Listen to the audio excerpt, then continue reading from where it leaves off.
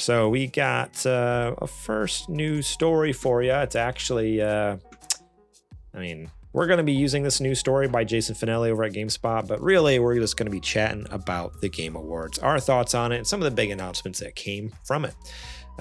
So yeah, I guess from the top here, let's talk about our overall thoughts on the Game Awards before we get into some announcements.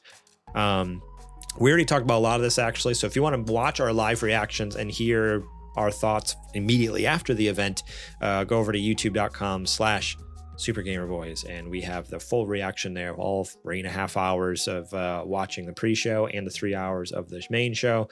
You can watch all the reactions and also, our thoughts. So go check it out over there, the full thing there. But Adrian, now it's been a few days. Mm-hmm. What are your thoughts now, looking back on the Game Awards and being able to have conversations with other people, reading some stuff online? How are you feeling about that show? So as far as a reveal or like an event for, introducing new stuff or new projects and things like that, it was well done. On the other hand, as far as celebrating the industry goes, it definitely left a lot to be desired. I don't think anybody got enough time to actually, get to bask in their win. Like the Game of the Year winner, Larian, I think they started to get the playoff music, which is crazy. You would think that the biggest award of the night, just let them go. Eiji Aonuma, who is a gaming industry legend, won for Zelda, and they started to play him off. Like, do you understand the fact that he's even here right now? Like, he could have just said, no, I'm not. What is that? That's crazy to me. Crazy. But did you hear about the Larian thing, where supposedly not only they won Game of the Year, Baldur's Gate 3. Mm-hmm. And they're up there and talking and giving like this heartfelt thank you to all the people at the studio, friends and family, all those people. And they're like, and we want to dedicate this to, apparently there's an employee that like passed away during development, and they're like getting ready to like give this heartfelt kind of like, and like kind of, a speech kind of, in not in tribute, but just kind of like in memory of him or whatever. And not only did they get the wrap up music, but someone on their phone was like recording it and happened to look back at the teleprompter, and it says wrap it up. Like he's literally they told like Aonuma that too. They're literally like putting like from the heart talking about this staff member who passed away, and it was just like meant so much to the team and like meant so much to the development of the game, and they're just like, out of time, who cares, let's wrap it up. I was like, are you kidding me? Not only they won Game of the Year, and then mid like very emotional moment now, and they're just like, get off the stage, like coming out with the shepherd's hook and yanking him off the side of the stage. How messed up is that? There was definitely favoritism at play, right? Because everybody else had, get off the stage, and then Kojima comes out and he just gets all the time in the world to talk about a 30-second trailer. Yeah, exactly. He had like way more time than he needed, and then there's a couple other actors who came, and like freaking what's his name, who talked about his broken foot for like 2 minutes. It's like, all right, we get it, dude. Like, who cares about your broken foot? It had nothing to do with the game. Anthony Mackie was up there forever making jokes that weren't even like. He's yelling at people in the crowd over nothing. Like, he just kept telling people to shut up. And I'm like, I don't know what's happening right now. So they get like, all these Hollywood big shots. You're getting 5-6 minutes. They need to put out. Talk. You know what they need to do next year? If they're gonna do this, they need to tell everybody what the time limit is. Yeah. So that way you can craft your speech to be within that time window. Proper expectations, 100%. Right. Yeah. Because if I know, okay. Let's say everybody gets 2 minutes and 30 seconds for your speech. You can at least write a speech, and then you can tailor it, like, orate it at home to make sure that it fits in those 2 minutes and 30 seconds. Yeah. That's all you had to do this year. They didn't even have that much time, though. Like, honestly, if you time it, isn't it like there were some of those speeches, this year, like they barely had like 30 seconds, like maybe a minute. But I'm saying, saying the maximum that people can take should be like 2.5 minutes, because 2.5 minutes out of 3 hours is what? Nothing. Yeah. And we only had maybe 10, 12 categories. Well, and what's crazy, there's 10, 12 categories, but a lot of those they didn't even call up on stage. Like they would do batches. They would do batches of 2 or 3 awards all at once. Be like, and they won this, and they won this, and they won this, and they won this. All right, let's get back to the reveals, the world premieres that we said we weren't going to do. Right. It's like, oh man, I don't know. My whole thing after sitting back and looking at it, right? Yeah. If you're gonna call it the Game Awards, you have to show the awards. Yes, 100%. And you have to show, or you know, like, yeah, you can do the run through acknowledgement for. Honestly, none of these should be considered small. Every role takes a lot of work to do. Every award, of course, you know, way down to, not down to, but like from the sound to the programming to the actors, all that. It takes a lot of work and a lot of talent, and everybody deserves to be recognized for their work, of course. But if you're going to run through the smaller ones, you have to have some kind of format where they could, like, I don't know, like pre-record like tell them they're winning ahead of time and tell them, like, hey, pre-record like a little 10-second message, something. Yeah, something. So that way you can get your face out there and you can go, hey, I'm thankful for this award, thankful for everybody who got me here, blah blah blah, done. But that way, at least that creator gets their face out there and they get to thank who they want to thank, and you know, they're not just another face or just a name that nobody knows, you know. Yeah 100%. Sorry, those who were watching on stream, OBS crashed again. We're back now. So we just lost a bunch of video recording as well, so this is going to be a fun one to edit. We talked about this too at the show, like in the post show, but it's like they ultimately, they need to decide, like, what are they? Is this a game? Is this an award show, or is it a reveal show? Is it Winter Game Fest? Yeah, and honestly, like I wouldn't mind it if it was just an award show. That'd be great. Like, just make it like it can have a couple announcements, but if it was half the time. Only an hour and a half, and it focused more on the awards. Like, that'd be awesome. That'd be great. And then go through speeches and then just do a couple trailers. Like, it doesn't need to be 3 hours long, and it also doesn't need to be like so jam-packed with like announcements. It's not, you know, he owns Summer Game Fest. That's his thing. So just either hold it for Summer Game Fest or start a new separate show. That's just like, hey, here's a Winter Game Fest, or like a little teaser. Like, hey, this is. I saw somebody have a pretty good idea, and they said, well, why don't you just make it a 2-night thing? One night could be the reveals, you know, aka the Winter Game Fest version of it, where you have the reveals, the announcements, all that. And then the second night is the actual awards, where it's just award, and the concert. Yeah. That way you get the best of both worlds. People get acknowledgement one night, and then you get all your big reveals out of the way the other night. You can split your guests up between the nights, have some for some nights, and then have some for the other night. But that would be the best way. Yeah, that's not a bad idea, actually. I mean, other than I could see with just like splitting it up like that, like their worry is like, oh, well, then people who view the one show, what if they don't come back for the next one, or they watch one and, you know, they're gonna watch one and not the other, because obviously, like, it's not for the public. Look, these awards are not for the public; they're for the creators. But I'm just playing like from Jeff Keighley's headspace. It's about the numbers. It's about, like, he loves putting out that tweet the next day saying we had X million views on our things. So It's 100% about the numbers, unfortunately, even though, like, it shouldn't be. It should be about celebrating the industry. So is he actually doing this for the love of the industry, or is he doing it to profit off the industry? Yes.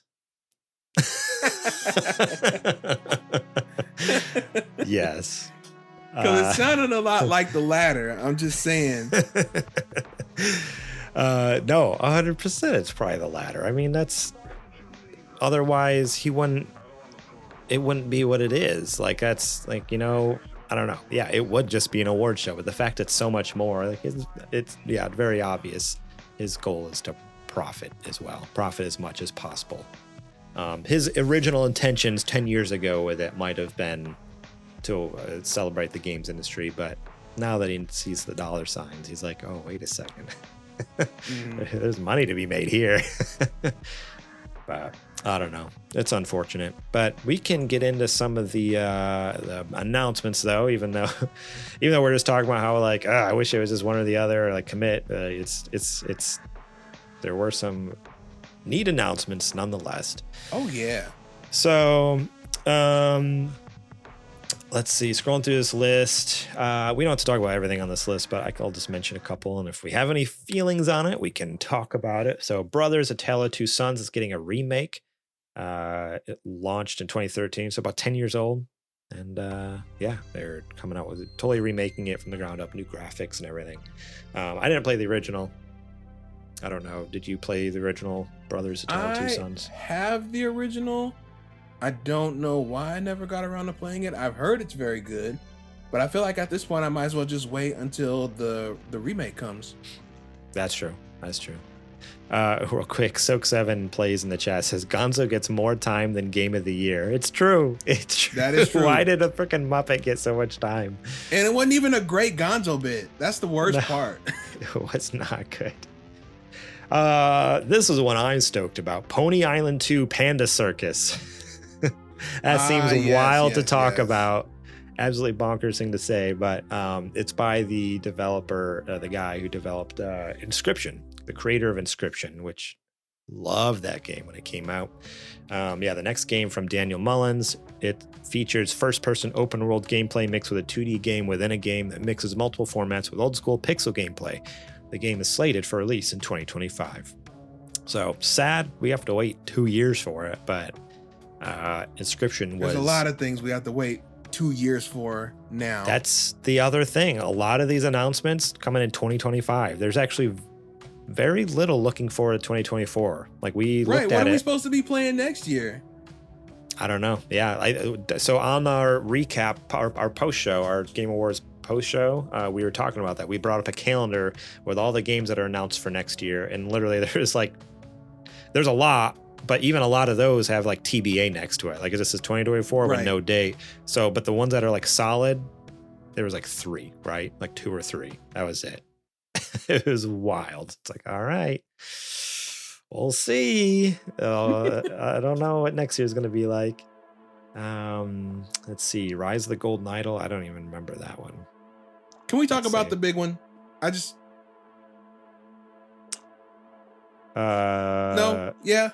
What's the big one? Sega. Sega? I was going to say Sega. Come on. Let's see. God of War Ragnarok is getting DLC. I'm trying to find it. I want to find the image so while we're talking about it. Yeah, Sega. You're right. Sega is remaking how many games? Sega is reaching back into its bag and bringing out all the dormant classic IP. And they're remaking all of them. There's new titles in all these series. There's Jet Grind Radio. They're making a brand new one. They're making a brand new Shinobi, a brand new Streets of Rage, a freaking brand new Golden Axe, dude. Golden Axe? When's the last time you heard somebody talk about Golden Axe? Never. Not since ever. I feel like I'm one of 3 people who know what Golden Axe is. And then a new Crazy Taxi, and these are all in development right now. I put a tweet out a little while ago today, and I said, if there was ever a moment or momentum that Sega was looking for to get back into the hardware game, it would have been right now. Could you imagine a Sega console coming out with a lineup like that? Oh my God. Jeez. Just like nuts. I don't know what you call it. You can call it maybe like a new like Genesis, play on Dreamcast something. 2. No, you don't want to call it Dreamcast 2. I would call it like a I don't know, Genesis, nah, something Genesis. I would work with that. Dreamcast. Trying to think. Yeah, it'd have to be like something. Yeah, that would have been wild. Yeah, imagine launching with these games, which is like such a classic lineup for them, like classic titles for them. Regenesis, as Soak7 plays in the chat says. Regenesis. I mean, that sounds like we had to play with it, of course. That sounds but like it the had title to be, of Final Fantasy VII remake game, Regenesis. But just, oh man, like this would have been, just imagine that same trailer and then it cuts to black and then just the silhouette of new hardware fades in and it's new Sega hardware and they announce that they're back in the game, baby. Crazy. Oh, no way. I'm hyping myself up on something that didn't even happen, but could you imagine? So you're gonna think this is wild. This GameSpot article that I'm pulling from doesn't even have that listed on the biggest announcements. I just scrolled through all. How? I just scrolled through the whole list of like biggest announcements from the Game Awards, and that's not one of them, according to the GameSpot. So, well, whoever wrote that list must be 10. We might. Are we boycotting GameSpot now? Is that what's happening? No, just kidding. They're they anti. must be 12 years old. 12-year-olds writing for GameSpot now. I mean, honestly. Could be. Yeah, Could no, be. dude. I was blown away when that original when that reveal came up and showed that all of these were in development. Of course, it's gonna be over the next few years because I'm sure they only, I bet you Jet Grind Radio is the only one that's probably far in development right now. So I think they even said in the trailer the next year some change. Yeah, I think the trailer even said like, yeah, these games are coming out over the next few years. They didn't give it dates for anything. They just said over the next few years, these games are in development. So it's like, all right, we might. This could be over the next like 6 or 7 years. Like we see like one of these a year, maybe. Kind of slowly coming out. Oh man, could you imagine, dude? Like they still have what? Virtua Fighter. They still have Virtua Tennis. They could do Sonic Adventure 3. They could do. A console with this lineup would be killer. I would be there day one. Oh man, so good. So let's see here. Blue Crimson in the chat says, Jeff, how do we top Gonzo at the Game Awards? Sega, hold my beer. So true.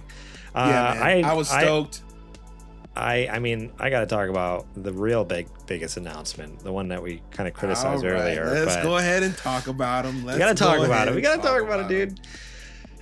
The long-rumored collaboration between longtime developer Hideo Kojima and Xbox is finally revealed in a bizarre trailer with multiple people reciting the same speech in different ways.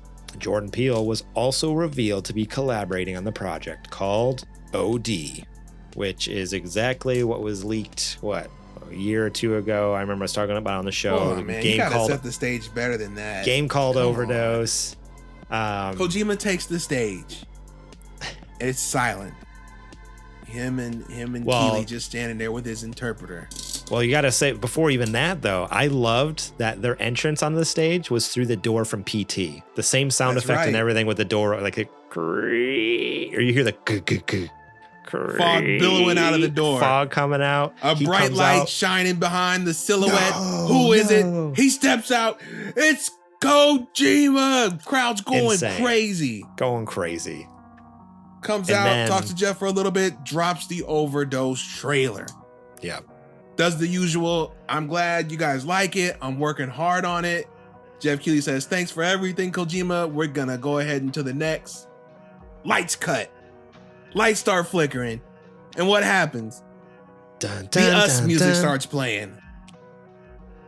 The door opens again. I didn't get that reference until this weekend when I finally watched that movie. But I was like, oh, that makes so much more sense now. The door opens again.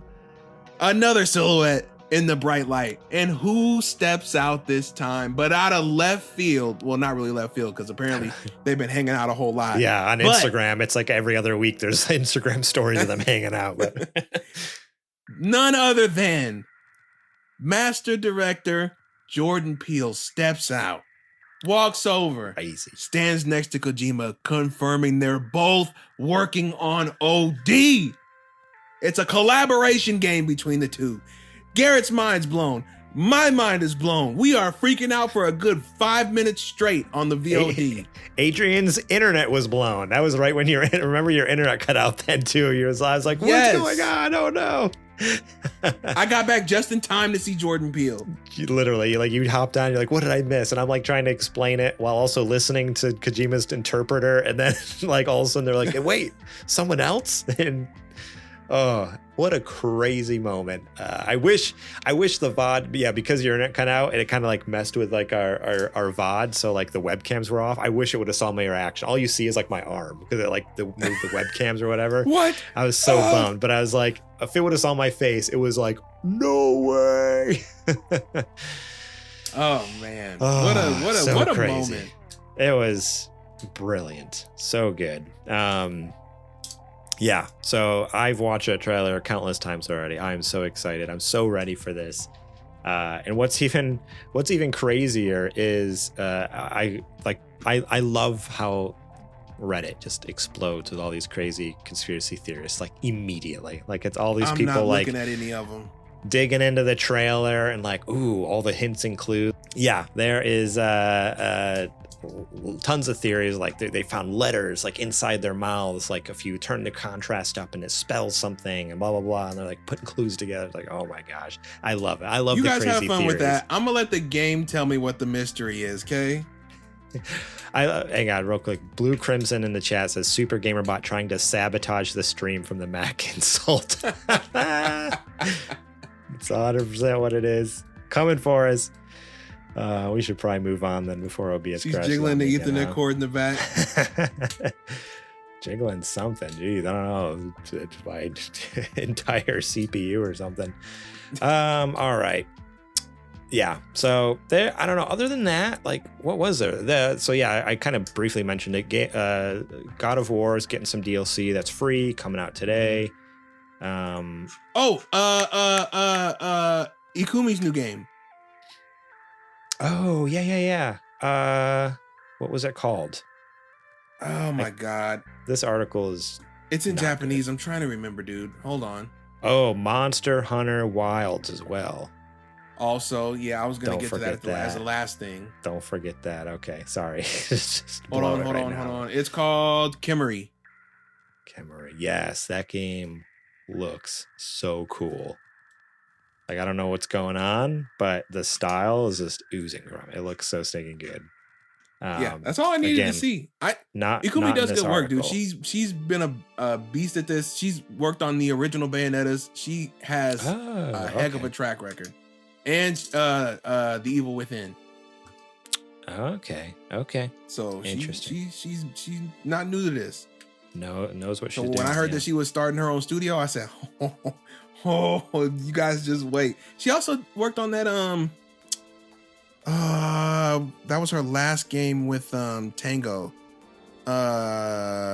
Evil Within? Or you said that? No. Hi-Fi Rush? Wire. Tokyo Wire. Oh, Tokyo, yes. I know exactly what you're talking about. Ghostwire Tokyo. Thank you. Ghostwire Tokyo. Yes. So okay. she's got quite the resume, dude. So when I heard that she was heading up a studio, and now we finally get to see the fruits of what they're working on. What's crazy too is when they introduced it on the Game Awards, like Keeley came out and he's like, they don't even have a producer yet, but like she wanted to really show it off. So I told her, like, you know, he's like, or he invited her, like, please show this on our show. Like I guess from the way he tells the story, at least, like she was having second thoughts because they don't have a producer, they don't have anything yet, and he's like, nah, we're gonna show it here. So no, you're going in the right direction. Yeah, dude. so you're good. That's you're amazing. Good. I was like, heck yeah. We got Marvel Blade. Yes, which is from the Deathloop team, from Arcane Lion, who made the Dishonored franchise and Deathloop. Both fantastic games. And it's... Have you seen how weird they've been being about it, whether or not it's an Xbox exclusive? Well, I assume it is. I mean, if it's being made by Arcane Lion, it's a Bethesda studio. Right. Like, it's probably going to be Xbox exclusive. But it's like, you can't find anywhere where the Xbox name is attached to it at all. Even in the trailer, it didn't have Xbox Studios? Oh. It just said Marvel's Blade. And then there's like been maybe, like articles or something like that where they don't mention Xbox at all. I wonder like, if it'll be multi-platform then. That's what I'm thinking. I think it was a stipulation from Marvel. That would be wild, only because like with Spider-Man, they've allowed them to have it exclusive. And well, I guess now it's on PC as of like last year or whatever, earlier this year. But otherwise, like, so yeah, Spider-Man's not on Xbox, so that seems weird that they wouldn't give Xbox, unless it's a PlayStation thing. Maybe when they signed the deal originally for Marvel Spider-Man, maybe there's some deal that hasn't run out yet, so like other people can make games, but it just has to be multi-platform, where PlayStation is allowed to do exclusive games. Maybe I mean, it's part definitely of a deal. possible. Like they got like some sort of exclusive gaming rights or game development rights to an extent, you know. So, either way, the trailer, so cool. It was totally unexpected. Yes. Although, Until those vampire teeth showed up. And just to clarify too, because a lot of people were complaining, I started seeing people saying like, "What? Like Arcane? Like they've already made a vampire game and it sucked. Why would we let them make another vampire game?" Not this, there's many different Arcanes. This is not that Arcane. Arcane Austin is not the same as Arcane Lion. Right. This is good Arcane. Yeah. Okay. They are different studios, all under the same umbrella, but very different studios. Arcane Austin was they made like Prey, didn't they? They did Prey. I'm trying to think what else they did. Good Arcane was maybe a bit too hard of a jab. I'll say consistent Arcane. How about that? Yeah, there you go. Because they're both good, because Prey was very good. Nobody played it, unfortunately, but Prey was very good. It's just that they went from Prey to this, and Prey to Redfall, yeah. Right, Prey to Redfall, and Redfall was not very good at all. So it did kind of ding them a little bit.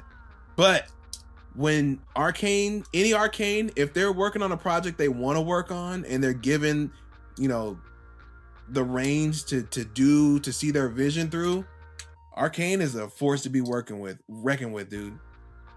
Oh, yeah, they're up there. They're top dogs, in my opinion. Deathloop was an incredible game, and then even Dishonored, I've only played a little bit. Dishonored 1 was great, and then Dishonored 2 was better than that. This is going to be a phenomenal game, I can imagine. I mean, and with Marvel's oversight, like they're so far with all their games, like they don't let garbage slip through, for the most part. That was kind of before, though, wasn't it? That was like... That's a Marvel's game. It says Marvel's. I know, but what I'm saying is Spider-Man, just like Marvel's Blade. But wasn't that pre like Spider-Man? Like I feel like after that game, that's when the quality jumped, if I remember right, because like it was almost this was bad. Didn't they come out at the same time? Maybe they did. For some reason in my head, I don't know that. You'd have to fact check that, but I'm too afraid to fact check because I don't want OBS to crash again on me. lose our podcast recording more than we already have. But yeah, maybe you're right on that. Yeah, it was 2020. Okay. Interesting. Very interesting. Okay, I take that back then. And they do have misses. I thought it was before. I thought it was a case where like Avengers came out and then they're like, shoot, we need to fix this, and then Spider-Man came out, but I was wrong. Yeah, so what we got we got Wolverine coming. We got there's a Black Panther game coming. There's that game with there's that game with Captain America, and there's a couple other people that are with him in some kind of squad that's supposed to be coming out. Yeah, I mean, at this point, anything we've heard has just been leaks and rumors and speculation. But yeah, I don't know. We'll see if those even come to fruition. It seems like they kind of got their hands full with Wolverine and now Blade. So yeah, we might not hear about out the door first. Yeah, we might not hear about those for another like 3-4 years. I would assume. Fine. All right. Was there any other big announcements you want to talk about? This article is kind of useless. I keep scrolling through here and I'm like, they have Guilty Gear Strive on here and Stormgate. I mean, we can cap it off with, of course, Monster Hunter. Yes. Monster Hunter Just, Wilds. Man, Crazy. that's another one. That's almost like an equal pop off to the Sega thing. What were we the trailer came on and we were looking, and Gary, you were like, "What is this? What is this?" And I said, "What?" And I saw, what was it? I think it was the mount that came over the hill or something like that in the trailer. Yeah, it was something. And I said, that came "No friggin' way, no way!" And you're like, "What? I said, "Dude, this is Monster Hunter." And then the Capcom Presents comes up, and I'm throwing stuff left and right. I'm hitting the desk. Let's go! No way! That was so good. Yeah, the trailer looked great. Like, just showing off like multiple biomes, multiple creatures, like all the monsters you could ever want to hunt in the wild. I don't know. They say 2025. We'll see. It looks like a pretty ambitious game. I mean, they don't Monster usually Hunter... delay the Monster Hunter team. What's that? The Monster Hunter team, they don't usually delay. Okay. All right. Yeah. Well, we'll see. I mean, remember anyway. The fact that, I mean, that checks out too. It definitely seems like they must, like, as much as they showed off in this trailer, I'm like, all right, like they wait. They hold on to their guns before they go showing them off. They're like, hang on, let's make sure we actually have a good chunk of stuff to show off before we actually do. But yeah, I don't know. I'm excited about this. I didn't play a ton of Monster Hunter World, but what I did play, I did enjoy. Like, that was one of those I jumped into. I'm like, oh, dude, like, this is great. So if that's the case, if this is like that, but just bigger and better, then heck yeah, I'm in. I mean, the 3DS servers are still up. We can still get in the 4. I have it on my 3DS. I bought it right before we got till what is it, April? Store went down. Oh, they're shutting down servers too in April? I didn't realize that. Oh, I thought they were just shutting down more store stuff. No, it's kaput after April. Oh shoot. Well, maybe we will need to figure that out. It would be kind of cool. Thank you so much for watching that clip from our podcast. Remember, if you want to watch the full episode, link will be in the description below. You can click on that and check it out. We got listener questions. We got more news segments. We got what you playing. We got a lot of fun things. So yeah, more than just the news. There's a lot more to the show that you should go check out. So remember, click that link in the description. Check out that full episode.